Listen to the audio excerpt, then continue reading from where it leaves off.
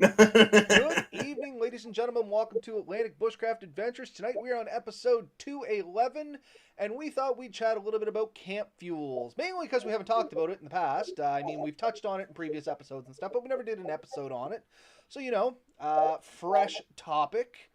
And it is one that does, I think, deem a little bit of talking about because it is one of those things that people tend to research.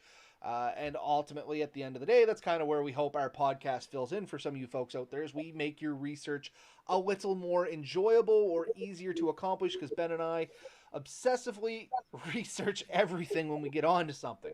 So at one point, we had many conversations about camp fuel and stoves and what one we should get and what's the best camp fuel to run, which was going to, dictate what stove you get. And there's some stuff into it. And if you're just looking for the quick answer to this, I'll give it to you right now.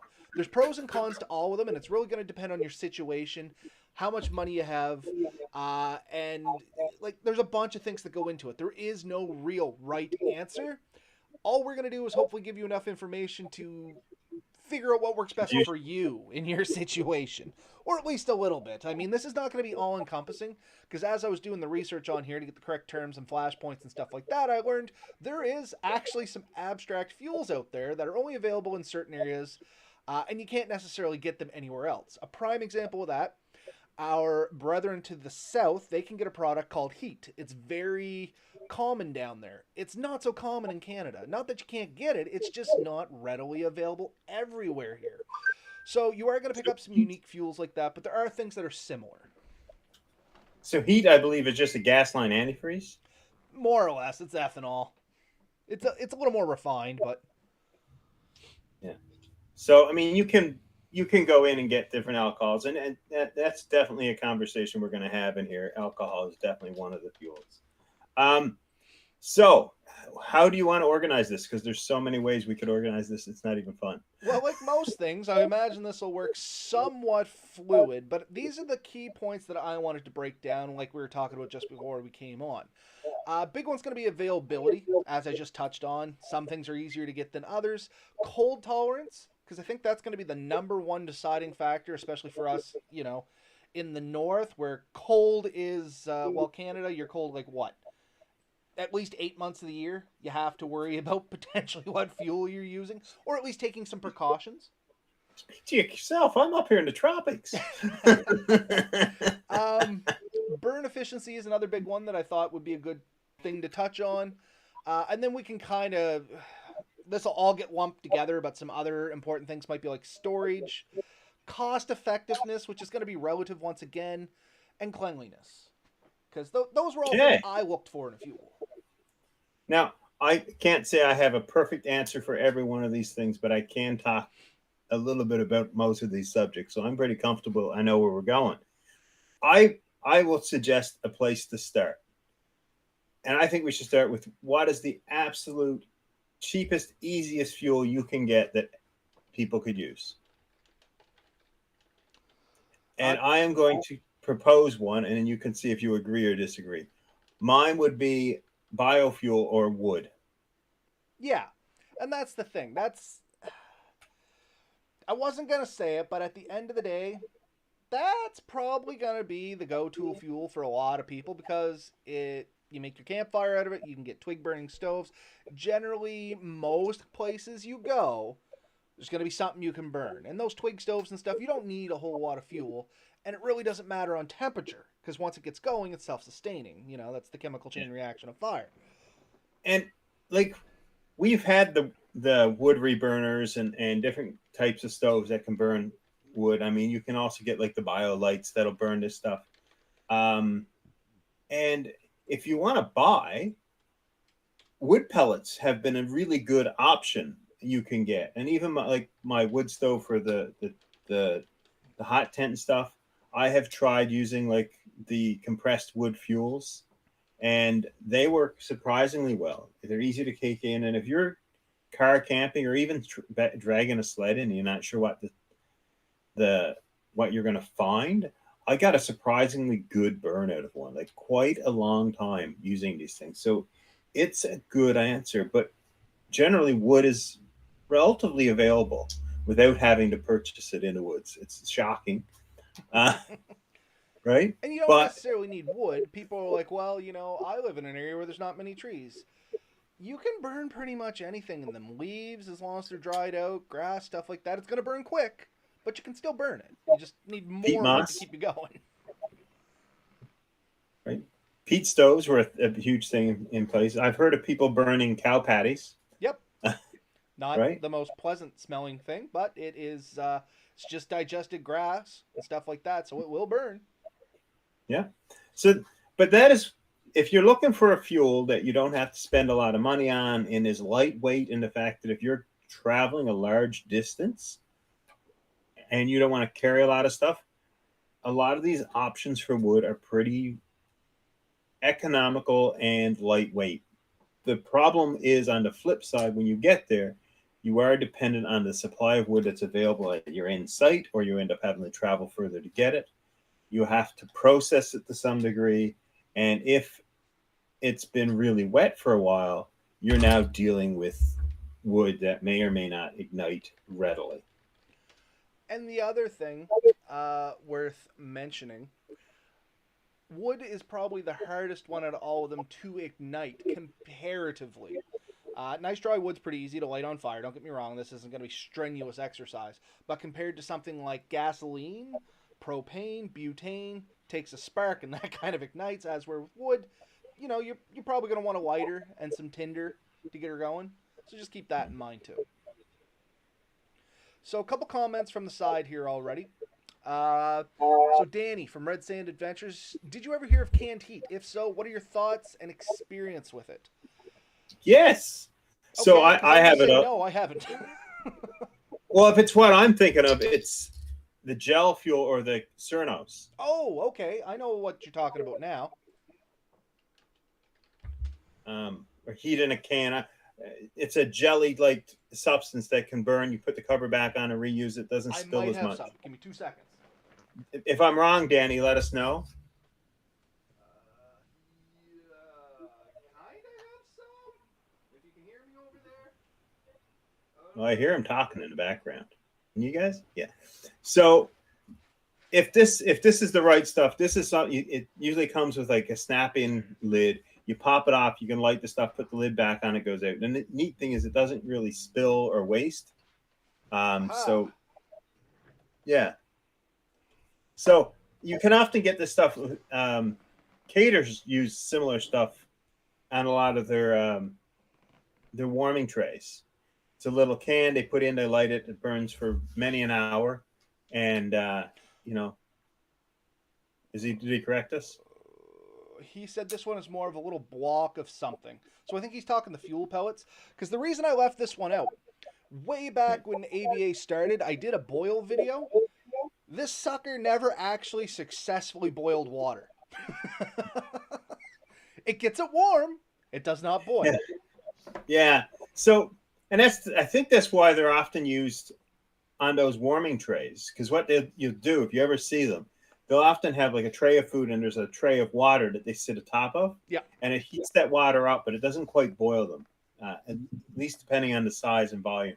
But it produces a very hot blue flame, just not intense. Like, if that makes sense. No, it makes perfect sense, and that's what I found. When I did that boil test. It was in colder weather. I mean, I was in a Yeah. sweater, but not a parka. And literally, it ignites easy. And I'm just trying to see if it's still good. Yeah, it's kind of a blue in there. If you folks can see that at all. Yeah. And it burns good. It lasts okay. It just never gets hot enough to really boil water. So I would be hesitant to take it as my main cooking. It was very susceptible to wind as well. Yeah. The neat thing is, it's like I said, if it gets tipped over, it doesn't really waste very easily. Lasts a long time. I had some that I think my parents had before I was born, and we still were using them when I was leaving home. So they have their spot for sure. I did have them listed here under. So I think what you have to do is keep in mind that you won't boil a lot of water with one. You have to be a little bit more frugal in how you use it. Smaller containers, small amount of water you probably boil. Larger ones, you just don't produce enough heat to offset what's naturally radiating away from it. Where some of these other methods we're going to get can produce massive amounts of heat. Wood doesn't burn particularly hot. It can with the right conditions, but the amount of heat released from wood is fairly intense. So there's a lot of heat, just not at extremely high temperature. Where if we get to, say, like our gasoline type stoves that we'll talk about later, you can get some intense heat from that, but the amount of heat is not necessarily the same, right? Best way to describe that is heating your home and boiling water. One takes a lot more temperature, one takes a lot more heat energy, right? Your BTUs, British thermal units. So, what else do we have for comments here? I just want to make sure I don't miss anyone because we had a few straight in. So, just to say hi, Time to Explore, Red Sand Adventure, Steve, they're all joining us here in the comments. Steve McDonald, I bought a large quantity of hand sanitizer with high alcohol content over the last few years. Of course, COVID and things like that. Will come in handy going forward. So, a little trick with hand sanitizer, and I mentioned it in the comments there, and I will say it out loud. So, any of the gelatinous hand sanitizers, like Purell, things like that, and no, we're not sponsored by Purell. If you mix that with ordinary table salt, it'll actually separate the alcohol from all the other additives in it, and you can refine that down a little bit more. The downside to this is it becomes liquid again. It's a separated liquid, as where with the gel will kind of stay in place. The liquid is of course going to run, but that is a way to refine that down, and you can actually use that to burn in like your little penny stoves and stuff. It's just not super efficient unless you get it around like 90%, and you can get that, but it's not super common. You're usually going to get like 60-70% on the hand sanitizers. So in a pinch, it'll kind of get you some warm water. It's just not the most efficient way to do it. But by all means, yeah, throw some in your backpack. You can use it as a fire starter and a lot of other stuff too. So one interesting thing, there is if you want to get into the alcohol stoves, because we just mentioned that, is the penny stove, which we've talked about in the past. Certain people have tested different alcohol contents, and depending on the stove, some of them do burn better with lower alcohol content stoves. Fair enough. So what they were saying, what the theory was, the higher ones boil off too quickly, and you can't keep the flame as long, where the lower alcohol ones will burn a little bit cooler and won't boil internally as quick, so the flame lasts longer. So if you're looking for an overall better cook, sometimes you get away with the lower one.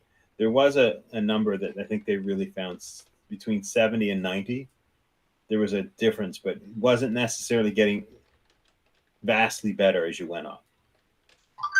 Obviously, the other 30 to 10% is water, and that water just acts as a cooling agent, really, and will boil off. So it's rarely a huge problem. And some of them left some residue. But other than that, alcohol stoves are really good for quite a few reasons, and one of them is they're relatively cheap. For a short trip, they make a lot of sense. For a longer trip, what you'll find, you need to carry an awful lot of alcohol, and it stops becoming efficient. Believe it or not, the most times I use my alcohol stoves if I'm doing day trips, or if I'm going to events. I go to a lot of paintball events and stuff like that, and honestly, it's a neat little stove to pull out to warm up like some rice and a cup of tea. Yeah. They're really good for, because a small bottle and a small stove is lightweight and doesn't take up much room. And you can easily do a quick boil with one. But they say if you're going for 4 or 5 days, the savings on the stove and everything else starts to get offset by the fact that you're now carrying more and more fuel, and that there are more efficient fuels you can get that'll offset at a point the extra weight in a stove. And we're going to talk about some of those fuels as we go as well. Yeah. So alcohol is a really good one. And the neat one is it's a good starter fuel. And by that, I mean, if you're not into this a lot, you can make that penny stove, or you can make the fancy cat can stove and things like that. They're basically free, and you can go down to almost any pharmacy and pick up 70 to 90 percent alcohol for $4 or $5, and you're good for quite a few trips. So argumentatively, for less than $10, you can get a stove that'll get you through 1 or 2 3-day trips relatively well. So hard to beat that. Possibly one of your cheapest options next to maybe wood and not having a physical stove at all and just having a fireplace. But, So while we're talking about alcohol, let's just pick a fuel and I guess yak about it a little bit. So like you said, the pros are it's cheap, it's pretty easy to get. One of the cons is not so great in colder weather. The colder you go, the harder it is. And alcohol, I actually think I have the flash point here. And if anybody's wondering what I mean when I say flash point, because, some people may be wondering, flash point is basically its ignition temperature. When it gets heat, when is it actually going to combust in, self-combust? And I had the temperature right here. It is alcohol. So the flash point is 80 degrees Fahrenheit or roughly 27 degrees Celsius? Something like that. Like that's with an actual ignition, or that's its vapor point, I suppose. Then you have to, yeah, that's its vapor point. So it starts off gassing. You actually get the gas coming off it, and then you can ignite the gas. As back up a little bit, I'm getting ahead of myself. The science to fire is the fuel itself generally doesn't burn. A piece of wood doesn't burn itself. It's the gases that it emits that actually become ignited. Whole other story, whole other topic. We get it at some other point. But the gassing temperature is about 80 degrees Fahrenheit on alcohol. So it works amazing in warm temperatures. And you'll find with a lot of alcohol products, as the temperature gets colder, you hit down and freezing point, things like that.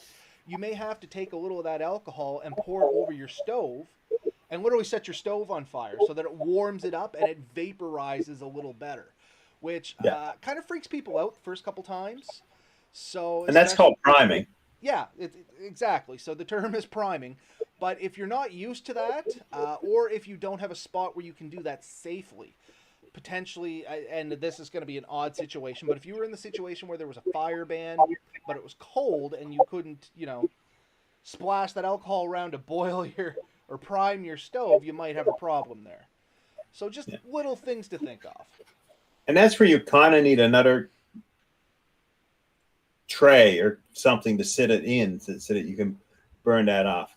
The thing is, like, if with an alcohol stove, for instance, if the ground is really cold and you have it sitting on the ground, it will suck the heat out and it may actually turn your flame off, or you may never get as intense a flame.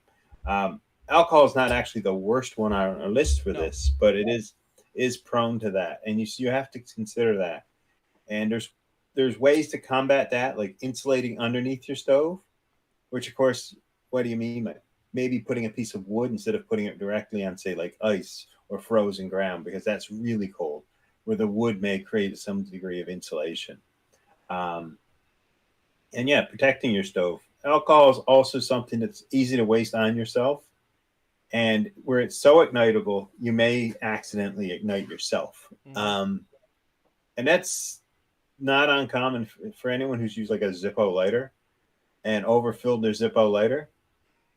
Most likely you've lit yourself on fire, or at least I have. Like maybe I am the only idiot in this world, but I don't have the Zippo lighter anymore. But these are the example I brought out, which is it's still made by the Zippo company. Zippo hand warmers. Same kind of deal. You pop these off, you prime them up with some lighter fluid, and you can potentially overfill these and set yourself on fire with those too. Maybe talking from experience, maybe not. We are not going to say. Anyways, it's probably just Ben and Robert that's ever lit themselves on fire by accident. And I mean, it's not a... I didn't hurt myself. It just scared the heck out of me. Oh, yeah. I mean, likewise. I never said I burned myself. I said I set myself on fire. It's totally different. There is a difference. It's a fine difference. And if anybody's wondering, like, the fuel we're talking about for those is something like this, which is just straight up lighter fluid. I got this ages ago. It's probably well past its prime date. I don't know. I don't even know if this stuff expires, but it still worked. Yeah. Great stuff. I've rarely seen that used in a stove, though, although I'm sure it could be. I included it as a fuel simply because of the hand warmers. These things are getting a lot more popular, and I have seen people try to put alcohol in these and other things like the white gas or the camp fuel. It's made for lighter fluid. It burns at a specific rate that this was designed to handle. So Yeah. sometimes if you have a stove that says it's specific to a fuel, that's pretty etched in stone. And those hand warmers are a prime example of that. And there's some other stoves out there, like some people will be like, oh, if it can burn kerosene, it can burn white gas. You know what I mean? Or if it can burn white gas, it can burn kerosene, or whatever the case may be. Sometimes yes, sometimes no. I'm not going to tell you yes, which is no. I'm going to say if it says to burn one thing, and this is the safety caveat for this episode, stick to what it says it should burn. You're going to be safer. Anytime you use a stove in a way that it wasn't originally intended for, you can expect to get reactions that is not the expected reaction, which might mean more flame or no flame or complete failure. That's up to you. Take the risk at your own. I want to throw something out here because I think it fits in some of the stuff we've already talked about, and it probably wasn't on your list. And I only really added it to mine, and it's a candle. Tea lights. And if you want to increase the power, you can actually just add wicks. Just walking over. I actually have these things, which are I got a bunch of Woods products, which is just a company. Once again, no sponsorship, anything like that. But for Christmas, from extended family and stuff, they know I do outdoorsy things, so I always end up with like these. I don't know. Surplus stuff is what I call it, but I love these things. This is just like the emergency candles, 100-hour candles. I cooked an egg on one of these. Yeah, so you can cook with an egg, or cook with an egg. You can cook with a candle. Tea lights are a popular one. The other one is the ULC lanterns we have.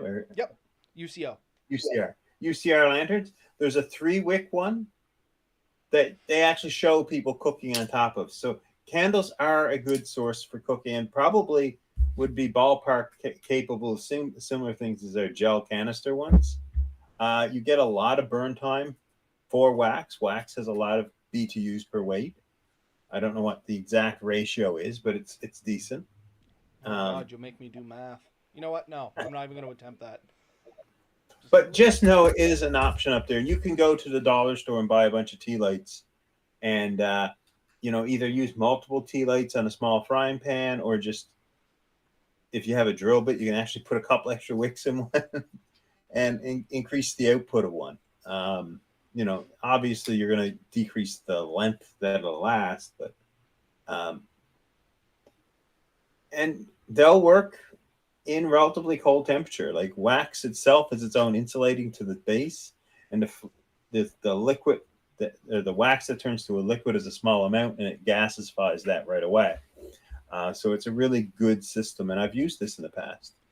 So the question's been asked, and I know you have this, so I'm just going to ask the question. Hey, Ben, what's the stove Chris has, I'd rather be outdoors, that burns almost any liquid fuel? And it's not just Chris that has one of these. We actually brought that on for a prop. So it's an MSR. Turn it slightly to the side there, bud. It's just catching a glare. There you go. Mine is a Whisper light, and mine is the International. So there is a couple of different types. There's the International. There's the Universal. I think the Universal can burn the canister stoves, and the Whisper Light International and can burn multiple fuels. So mine, for example, right on the description says it can burn white gas, kerosene. It'll also burn diesel and gasoline. So it's a multi-fuel stove. And I guess back to the start of the video, if you want to know what the best fuel is, it's not so much the fuel, it's the stove. Get a stove that can burn a lot of different fuels, and then you can kind of adapt to the situation you're going into. However, cost is usually a factor. The big thing with this particular stove that I wanted, the reason I bought it, was it's from Seattle, so I can go down to manufacture that. Is yes, it costs a little bit more. It's burns white gas, kerosene, and unleaded auto fuel. Is gasoline is cheap. As expensive as it feels to you when you go to the gas station and you pay $1 something, $1.70 something right now a liter, $1.80 depending on where you're to. That's a liter of fuel will cook you an awful lot of meals on one of these. Where you buy a liter of the white gas from MSR, you're looking at $20-$30. So while we are on this stove, and we mentioned it, why don't we talk about gasoline?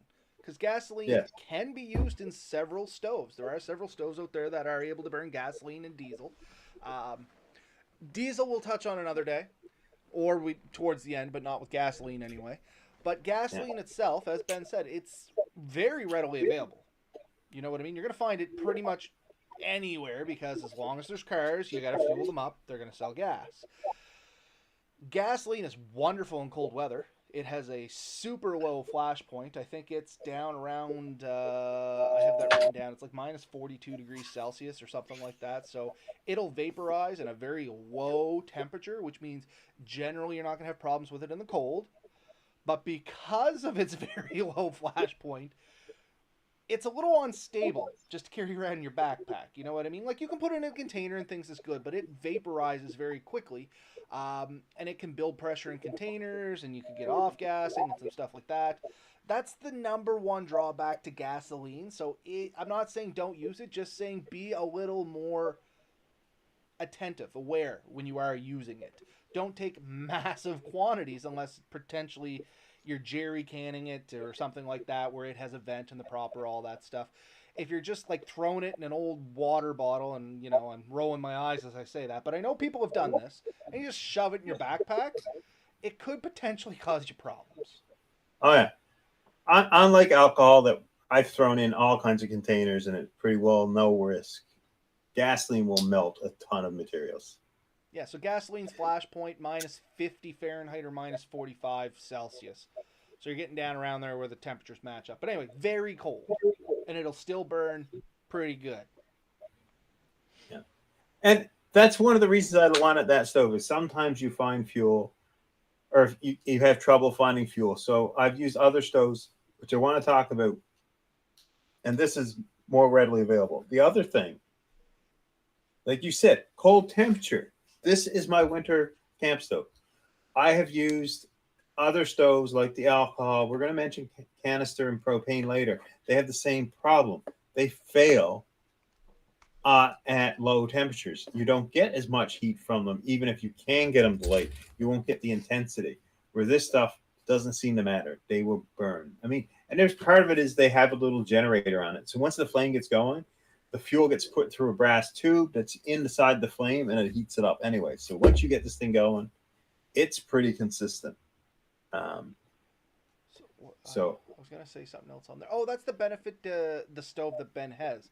Sorry, I had to bring myself back into it. It's the perfect stove if you are ATVing, motorcycling, snowmobiling, things like that. Because if for some reason you were to be stranded and you ran out of the fuel for your stove, you could dip into the fuel for your vehicle. Potentially, you know, if it got flat tired or the track slipped off and you couldn't get back on. Like you're not going to be using this as your method of getting out. That's a fuel source sitting right there ready for you. yeah. Yeah. So we talked about alcohol a little bit. We talked about gasoline a little bit. Another big one that we're going to get is this stuff. And this goes by many a name. This is the Coleman camp fuel that I have here. It can go like, it's not exactly the same, but it'll also be called naphtha, white gas, things like that. It's all a very similar product. This will burn in that stove that Ben has. No problem. The beauty of this stuff, it's not hard to get either. This was a big box store, of course, being Coleman. It's Canadian Tire. It wasn't super expensive. I think this was like 10 to 15 bucks. I can't remember now. I got it a while ago.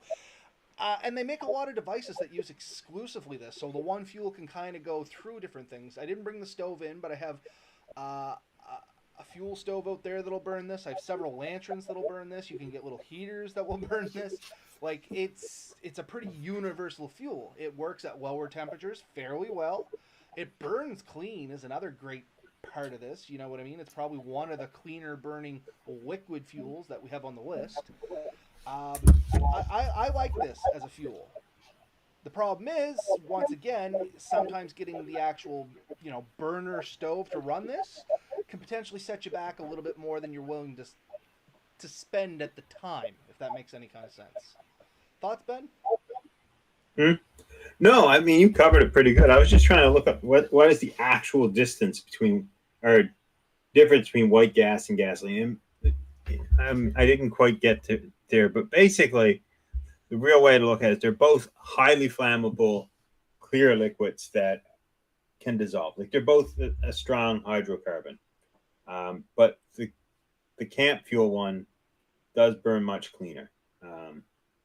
And I think that's what it is. It's more refined. Um, They often have paraffins and stuff inside of them. yeah, I was just going through this to see if there's any additives in it. But anyway, I won't bore people. Yeah, it's a great fuel. If you can catch a stove that burns this stuff, it's worth picking up if you can get it at a decent price. Because, like I said, potentially later on you can get the lamp to go with it and maybe a heater to go with it. It's good stuff. Readily available, fairly cheap, works in colder temperatures. The downsides, container. Once again, you know what I mean.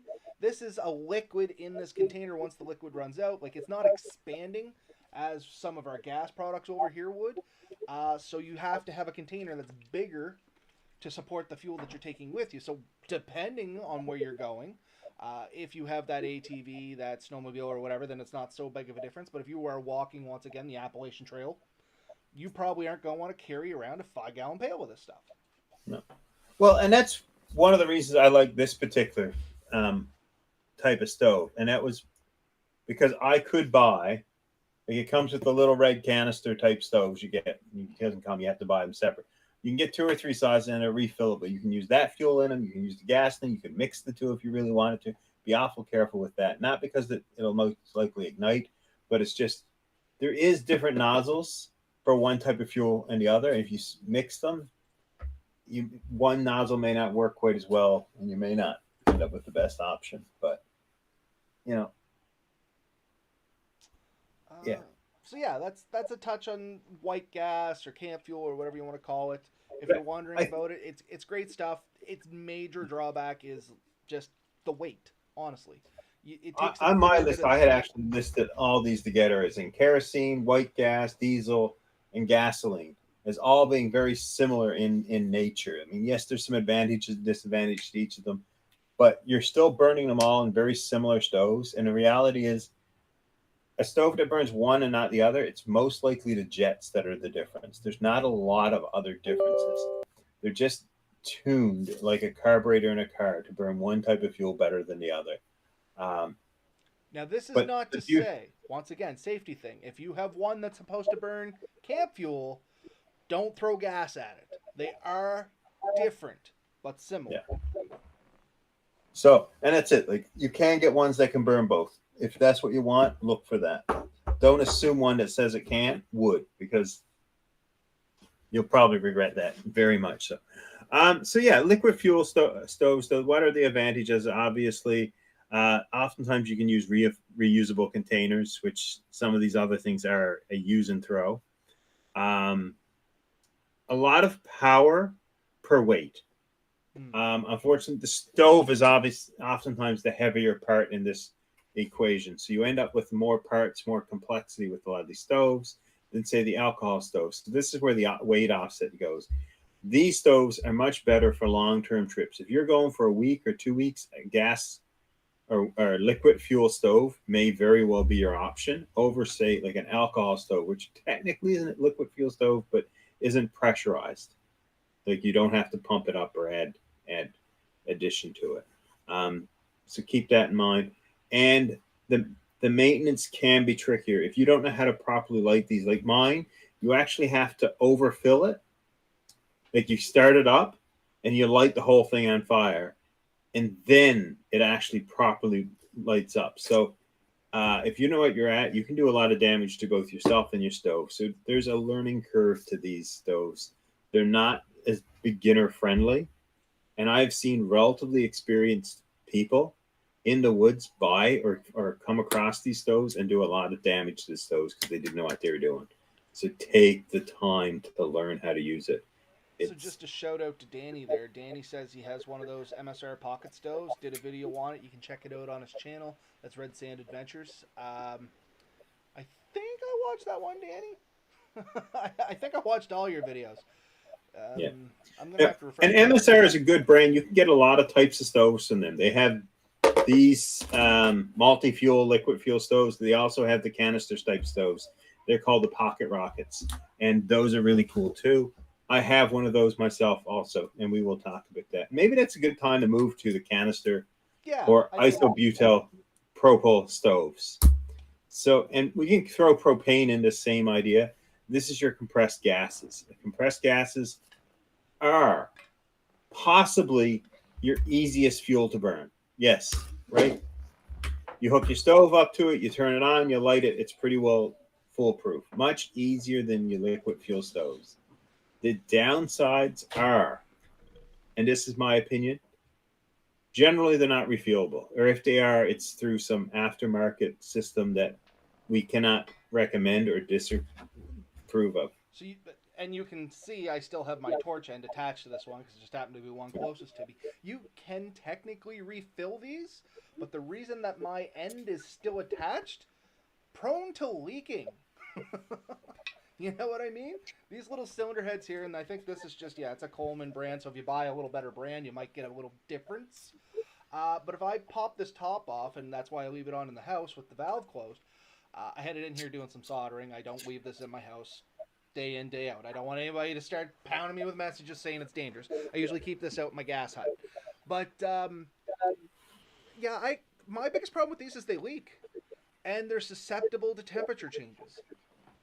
Yeah, so this was a conversation. I think we had it with Jeremy one time, um, and all these compressed gas ones in the winter, as the temperatures drop and the further they drop, the harder it is to even get these things to light. And then as they run, they cool themselves down too. Like if you have one on a hot, humid day, it'll turn white with frost. It'll get that cold.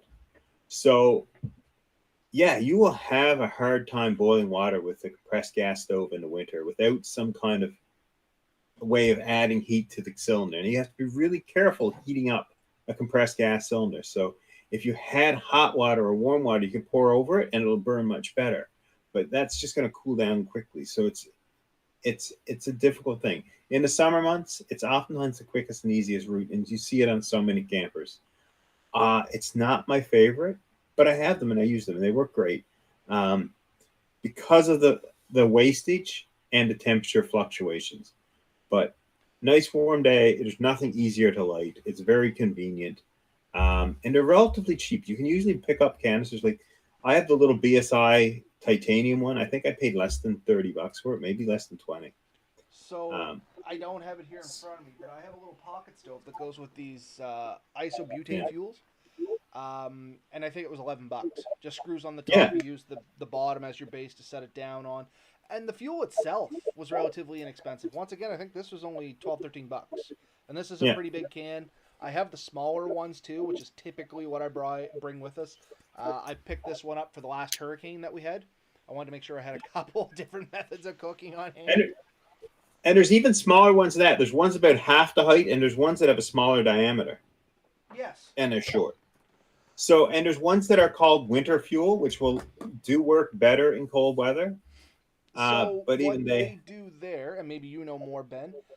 So out of the liquid gas stoves here, the best one in the cold is probably going to be. Well, there you go. Is probably going to be the propane. Propane actually doesn't do terrible in cold weather, depending on how cold it gets. Like I said, out of all of them, it's probably your best bet. And as you get into the colder weathers, they'll even take the butane, and sometimes they'll mix that with a little propane, and they'll make the isobutane, and they'll mix a little propane into it. And I actually did some research on this, not just talking out my butt.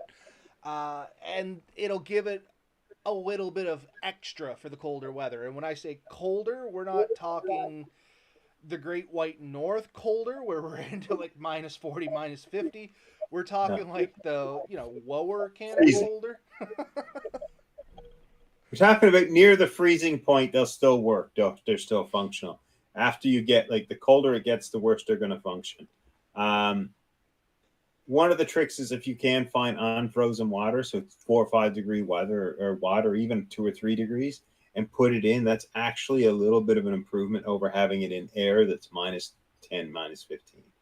That being said, if you're trying to float one of these canisters in some kind of liquid while running it, you have a whole series of issues there still. So honestly, not the greatest winter wood stove, but good rest of the year. And like I said, I think my little titanium one probably only weighs 15 grams or something. Man, yours is lighter, but mine is tiny. You know what I mean? Like, it literally can fit in your pocket. Oh yeah, like mine, you could fit it in any pocket. You could sit and probably fit it inside my hat. Like, it's if you have a pouch, you can carry it. Like your shirt pocket, anywhere. It's so small. And the stove is the bigger part, or the can is by far the bigger thing. So, it can be lightweight. With this type you have there, just be careful, they'll tip over, but they work in really good. There's a stove that they fit in. I was gonna say, if you look, see if I can do this here, right there, straight down behind. Actually, I'll just grab it. This is the stove that actually came out, and these are great stoves. But as you can tell, the major disadvantage, that is a big stove. You know what I mean? That is not going in my pocket. That is now going in the back of my truck, kind of deal. But amazing to cook with. Nice big surface. The butane drops in the side here. They have a chamber for it. It locks in. But the downsides are, or the big downside is, once again, it's that cold weather. You know what I mean? Once it drops to 0, this stove does not work good at all, honestly. And as it gets colder, like as you use it, Ben mentioned already, the can gets colder as it's being used because gas is escaping. Gas escaping a compressed cylinder creates cold. Anyway, more science stuff. But anyway, can gets colder. And it starts working worse and worse and worse to the point where it can almost not be functional to cook. Benefit though is this can, not super heavy, not super expensive, and you can get quite a few cooks out of it. This is the can we used through all of Fiona. Yeah. I am going to say one thing. We tried using those at a family get-together one time. And if you don't load those canisters in exactly correct, they can oftentimes leak and jam. And they are good point. And I did not know this when I bought this stove. Once again, picked this stove up through Fiona. And because I wanted one, I just had an excuse to buy it. As Ben was saying, there is kind of a right and wrong way to do these. And the easiest way for me is, if you look at the top, there's a notch right where my finger is. And generally in the stove, there's going to be a little flippy tabby. Match those two suckers up and make sure it all sits together. And just give it a little rock. And once it sets into where it is, you can usually, there's a thing there, and that gasses it up. Yeah. We had one, somebody had obviously done it wrong, and then it was bent, and it never did hook up right, and it was leaking, and the whole thing turned white, and I was like terrified to even have it in the building because I thought somebody was going to light a match and the whole place would go boom.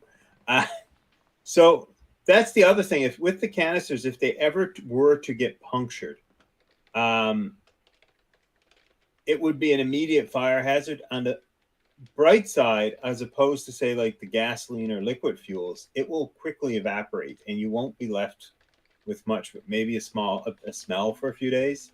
Where the gas or diesel, you'll be left with the smell for a long time. And it could actually damage your stuff. So with all these, you have to be really careful with how you treat them, for sure. So I am down to one last fuel. How about you? Good. My last fuel I've wrote down is Solid Fuel or Isbit. So Isbit was a company that sells like these little stoves, and they're like, looks like little pieces of styrofoam, but there's other brands and stuff out there. I've heard them called bio bricks. I also thought this is what he meant by canned heat, potentially. He said it was a solid inside this can, and it might be some sort of briquette solid fuel. Yeah, but the solid fuel is is solid. You can pick it up with your hands. You can move it around. Once it lights, it'll burn. We use them in the military. You can buy them for the canisters. You can get the canteen, the Canstein stoves. You actually get those Isbit squares. You can actually put them underneath the stove, and it'll boil the cup that the canister, the canteen goes in. So you know, they're really good. I think they work pretty well year round. They're pretty universal. Biggest downfall with those is once you light them, they're lit. Like I've yet to see anyone. You're burning all that block, regardless if you want to burn all that block or not. Yeah, I mean you can break it into smaller pieces. So if you don't want to burn a whole one, and you know that beforehand, cut it in half, light up one half. If you still need more, you can put the other half in before it goes out, and it'll continue on. It works really good for that. You can get a decently hot heat from it. You can boil water and stuff. Probably better than a lot of the other options. And if it spilled or wasted, you really wouldn't have much of a problem. So it's a pretty safe fuel. Wow. Probably why the military play with it, because honestly, let's be honest. No, I mean they had the Coleman stoves, and we've seen issues with them. If they've been abused, the Coleman stoves sometimes could leak. I've seen entire stoves light up on fire because the fuel leaked around them. By the time they got them lit, everything was on fire. The solid fuel was easy to control. The only downside is putting it out. There may be a method, but I haven't tried it. So I know you can't see it anymore, Ben, because I have changed my setup here for anybody that's wondering. That's why I'm always looking to my right, your guys' left. Ben is now over here. I have two webcams going, so I have a little bit of stuff to do here. But anyway, long story short, I do have one of these solid fuel stoves up in a picture now. You can see the little kind of steel contraption, and then you just break off these solid fuel tablets, and they'll sit in there, and you light them on fire. And they're actually pretty good. They're actually fairly efficient for what they are. You know what I mean? Yeah. No, I think they're great. I personally have to say I haven't used a ton of them. I have had the fuel. I haven't had a proper stove, and I have used it. But I like the concept. I had a buddy who was getting into bushcraft a few years ago, and that was the first thing he bought. He bought a little Isbit stove and Isbit fuel tablets. You can get them on Amazon. I have seen them in hardware stores and stuff. It's not as common. It's not as easy to find as some of the other fuels we've mentioned. But definitely a solid option. And if you're just getting into it, it may not be a bad option to consider. And the neat thing is, even if you're not using that fuel for getting your stove going, it's a really good fire starter. And that's what I've used them in the past. And you go to the dollar store, and they sell similar products that you can light to get a fire going, little wax impregnated. Yeah. It's not the same. These things are a more flammable, solid fuel. But there are other types of solid fuels you could substitute for them. The beauty of the Isbit type one is it doesn't leave much residue. When you finish burning, it's pretty clean. And Time to Explore just made a really good comment there. He says he's got one of those for every one of his kids. They love it. It's a great introduction for younger people getting into the woods because it is pretty easy to use. It's pretty safe to use. I mean, it's still open flame, of course. Depending on age, use with supervision. But it's reliable. You can usually light them with a ferrocerium rod, a lighter, a match, something like that. They'll light up pretty easy. They don't blow around much in the wind unless it's pretty high wind. They're a great product to learn on, like Ben was saying there. And they're pretty readily available. I know I can find them in Walmart and Canadian Tire here. That's our two big box marts in this area. I know, like, in the U.S. and stuff like that, you have different places, and across the seas you have different stores too. But the big ones here for me, Nova Scotia, East Coast, is going to be Walmart and Canadian Tire. That's our big box stores. I think you can even find them in Costco, potentially. And I know that's got a pretty good coverage nationwide as well, and if not North American wide. Yeah, I have to say I haven't seen them as consistently. I have seen them in these stores. I just can't say that every time I've been in there. And I've also seen the canister stoves not be available in Canadian Tire. A couple of years ago, they were damn near impossible to find. The fuel, Okay, while we're on the topic and we're talking about the canisters, there was a massive recall on a lot of these canisters a few years ago, and that happens every now and then, and the market just disappears of these things. They become Yeah. almost impossible to find. Which is another reason I was really interested in multi-fuel stove, because it if you're in an area that does a lot of camping, usually you can find these camping stoves. And Nova Scotia has a lot of camping, and I thought I would be pretty lucky. And I went to Bridgewater. Bridgewater has decent shopping, Walmart, Canadian Tire, a couple of home hardwares and stuff. And eventually, the only place I found a couple was in Home Hardware. They had their brand or whatever there. But that was the only place I could find a canister stoves one year because they just sold out. Kerosene, the Coleman Camp fuel, and MSR has their own liquid fuel that's camp fuel. They're usually pretty good at being found. But again, there's been times it's been difficult to find, and it can be expensive. What? Steve's poking at you a little bit. Do you got the comments up? No. So happy that Ben found a Yeah. cool barber in BC. Looking good, brother. Happy you didn't let yourself fall apart. It's just for you, buddy. Anyway, I mean, that's kind of the quick and dirty on fuels. As most things, Ben and I could probably talk about this for hours upon hours, but we're trying to keep it a little more concise and scripted in. Give you the important parts, try not to ramble too much. People seem to enjoy that. So, unless you got anything more to follow up there, Ben, it might be a good spot for us to start leading out. Yeah, for sure. Okay. Yeah, what I'm going to say, we've covered a lot of options. Each one has their advantages and disadvantages. Really think of your camping style and what you're going to do and what you're comfortable with. That plays as big a part as what's the best fuel as what are you comfortable with. It's no good for you to go out and buy a stove you're never going to be comfortable using. Choose one that you're going to be comfortable using. We did tout this as a good option for a lot of people. Like if you're looking for a one answer for almost everyone, but I would argue that because this one has a maintenance and because it's a little trickier to light, if you're not as comfortable with it, it would be a really good reason to stick away from this one for a while and maybe go to one of the ones that are much simpler. And you don't need that added stress. If you're not comfortable, don't bring that stress into the woods with you because then you're not going to enjoy it as much. No, if you're not And if enjoying you it, what's the point, right? 100%.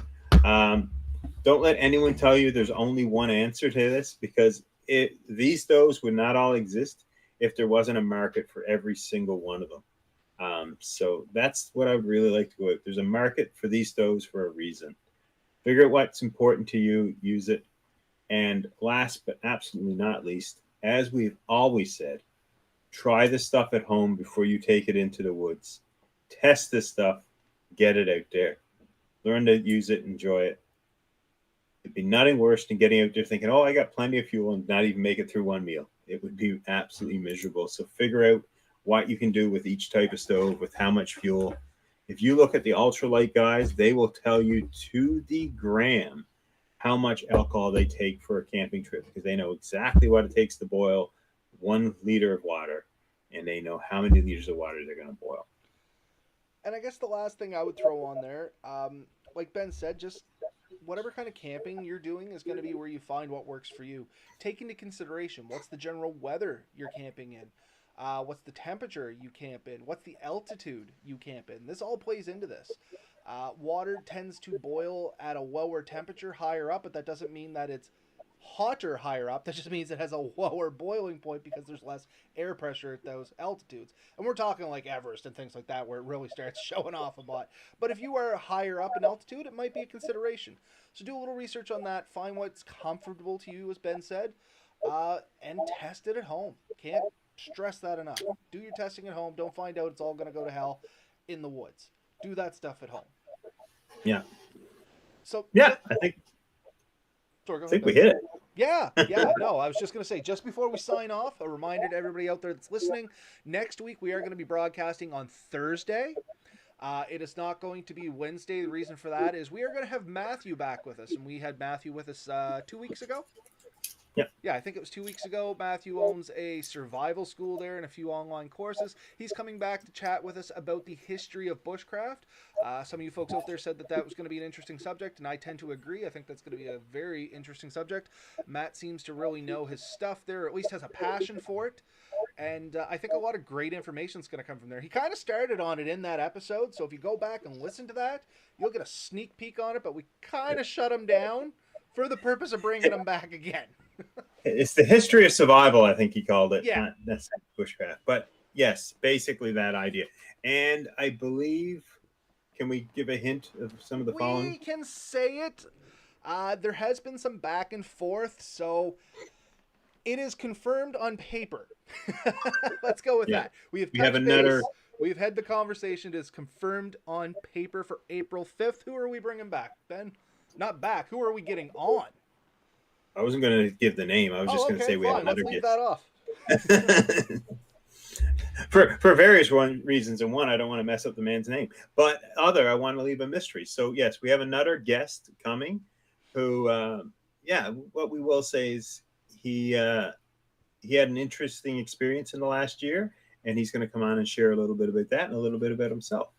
And I will go as far as to say, to tip her hand ever so slightly more, we have talked about this in the past, this situation. There was a discussion on it, and that's kind of what led to us tracking him down and trying to get it on the show. So with that in mind, hopefully we'll see you on April 5th for him. Hopefully we will see you next week on the 30th. Same time, different day. The 30th next week with Matt, and we're going to have a great discussion with him and have a lot of fun. He was a cool cat. We're looking forward to getting him back. Awesome. Get out there and have fun, everyone. Night all. We'll see you next week on Thursday.